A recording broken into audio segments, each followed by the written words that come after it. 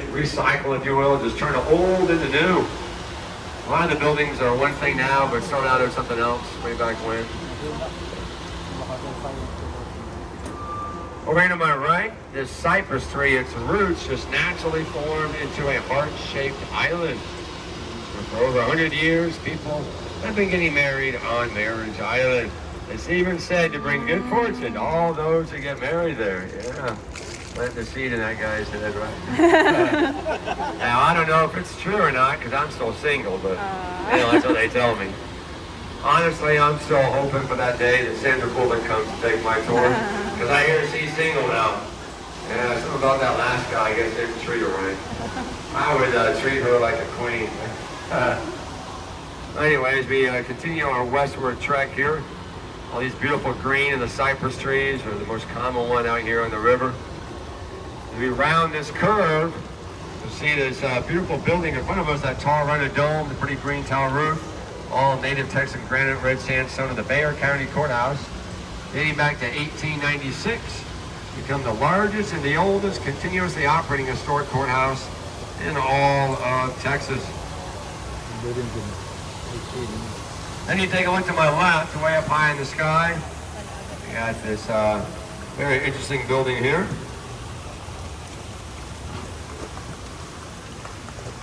It's very recognizable. Become quite iconic, if you will, the San Antonio skyline. We're right at the very base of it.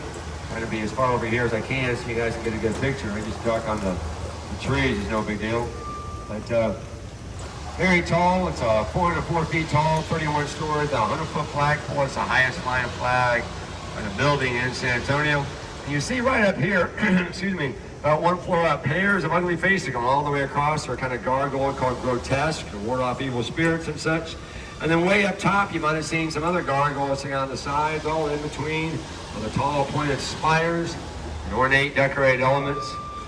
There are the hallmark traits of neo-Gothic architecture. I tell you this, because as you walk around town, now you'll be able to easily spot neo-Gothic architecture. It was the most common, the building style here 100 years ago in the 1920s. Turn around right now for a really good picture of the Tower Life building. Oh, the sun's kind of in the way, but still a pretty good picture with some overcast skies. And then over here to my right, this 3-story building when I was a kid was the main public library. And then when I was living overseas in '98, working for the Army, this got converted to what it is now, the International Center, where it housed the trade offices of the U.S., Canada, and Mexico, along with the Visitor Center office. And down below one of our 2 marinas, you might see some boats in there. Where I will not see boats is up ahead. I'm tall, yeah, but I'm in the back. So I'm going to honk the horn to announce our approach. Ready? Just like that, 2 beeps for safety. So if there's somebody out here, they can't see us either, but they can hear us, and then they know that there's a boat coming. So if you take this next right turn, the river takes a left turn. It goes south. No boats there, so we're good. But you see that opening over there? The other side of the Beach Street Bridge, that is the entrance into the main marina where I got this boat this morning, where it goes at the end of the night. So as we head upstream, going north for a little bit, let me tell you a little bit about the San Antonio River. It is a natural spring-fed river that begins just 4.5 miles north of here on the campus of McConnell University. These springs come up from underground. They flow south to the zoo and the park, loops through downtown. So we're doing the tour, skipping this section here. It's man-made part, and then taking the left turn and going back there behind me past the marina, connecting with the other formations heading out of town towards the Gulf of Mexico, all in all about 180 miles. So where we are right now, just like where we began, is man-made, but this was done about a century ago in the mid-1920s. The Army Corps of Engineers came out here and dug this roughly 15-foot deep man-made flood channel. Because you know what, guys?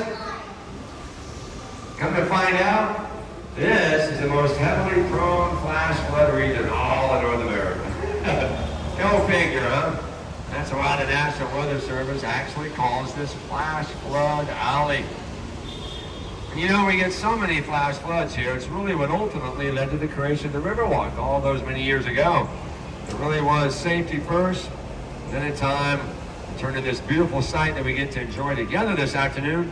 And since the mid-90s, it became the most popular tourist destination in the whole state of Texas.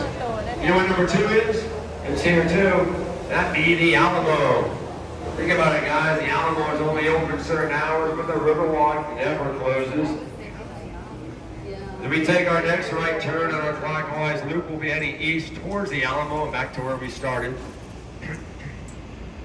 As we pass underneath what's called the floodgates. When we came out here just a moment ago and I honked the horn, we passed through a rather large floodgate that goes up real slowly like a castle's drawbridge closing.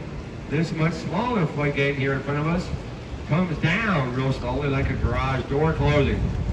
As a matter of fact, as we go underneath, you can look up and see the floodgate right here. And by closing these two gates, the north one and the south one down there, we head east towards the Alamo, and the other one's the south one. We're able to make sure when it rains so heavily by closing them, to make sure it doesn't flood this little inner loop. And the flood channel out there keeps it safe out in that area.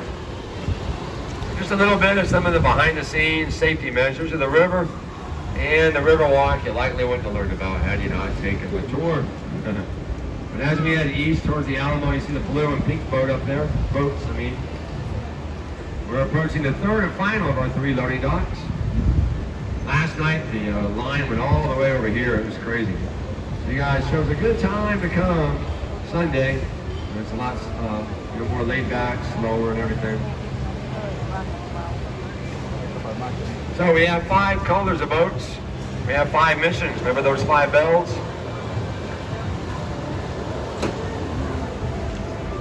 We also have 5 different designs of boats because of 5 missions. This pink one is just like ours, the 300. But the blue one, that's my favorite one. That's the military design. Remember, we are military to the USA. It's got the American Eagle, the military insignias on it. We had 3 other designs. We'll see them out here. 5 total. As we slowly pass by the boats, look right in front of the boat, that footbridge up there. One of the original footbridges from when the Riverwalk was initially constructed in 1939, 1941. As a matter of fact, over here to my right, as you go up the stairs, there's a little small little sign that draws reference to that, 1940, 1941, I believe it says, 38 to 40, I think it says something like that. But this bridge was seen in a movie as well. Do you guys remember the movie Selena? With Jennifer Lopez, 1997. Turn around right now, guys, to look at the Selena Bridge, because that's the only side you see in the movie. All the other boats, they just go, this is Selena's bridge. As they drive through it, I'm like, no. Like, the camera cuts to show the bridge like that, and that's what you see in the movie. So when you watch the movie, you have a little double feature, Miss Congeniality, Selena. Then when you watch this near the end of the movie, after they got married, they're in town to do a concert, and you'll see that right there. You'll be like, rewind, pause. You'll be like, oh, I'll be doggone. We turn around to see it. You'll be like, thank you, Captain Carl. Well, thank you later. But we've had many other movies filmed out here too, but this is just a quick little overview tour, a little intro to San Antonio, if you will. So I do like mentioning those 2 movies and the fact that they both have bridges in their famous scenes. One is high for me, like that one back there, and the other one is low. It's kind of worked out that way. But what I'm going to show you next is very high, very tall building, 323 feet up, almost 100 meters, the 10th tallest in the city. Grab your cameras, point them to my left as we come out of the Navarro Street Bridge, way up high in the sky, hang on to your hats. Very tall building is going to look like it is flat. Ain't that cool? Yeah, it's really a cool thing, sure, man. But what you're looking at used to be the Nix Hospital. Opened up late 1930 during the early days of the Great Depression. A couple of years later, the legendary comedian Carol Burnett was born right there. She just turned 89 last April. A lot of medical firsts took place right here at the Nix Hospital in downtown San Antonio, but it did sadly close late 2019 before the pandemic. The plans now are to one day turn it into a hotel. Today it sits as an empty building. We're right in front of the boat, and this is a hotel between us and the Alamo. 16-story tall Hyatt Regency Riverwalk Hotel. Opened up in 1981, so it's been there for 41 years. Just come through the lobby of the Hyatt and go up these stairs to street level, you'll be in Alamo Plaza. Now the Alamo is always free to get into. It's open every day of the year except for Christmas. Typical hours are 9 a.m. until 5:30 p.m. You do need to go to the website to go into the chapel. You can't get in there past 5. So the website is thealamo.org, thealamo.org, to secure your free online timed entry ticket. Somebody's illegally smoking a nasty smelling cigar out here. It's a $200 fine. And we have signs everywhere that say no smoking. Yeah. Over to my left, where the cigar smoke is coming from, apparently, we'll have live jazz music. I call them out. Just go up the street level. That's all it takes. Look, there's a sign there. There's a sign over there. We used to have a third sign in the dirt, but somebody picked it up and took it. Can't take him off the walls. But yeah, a lot of live jazz. Then we have a lot of live music out on the Riverwalk. But the jazz started all the way back in 1960.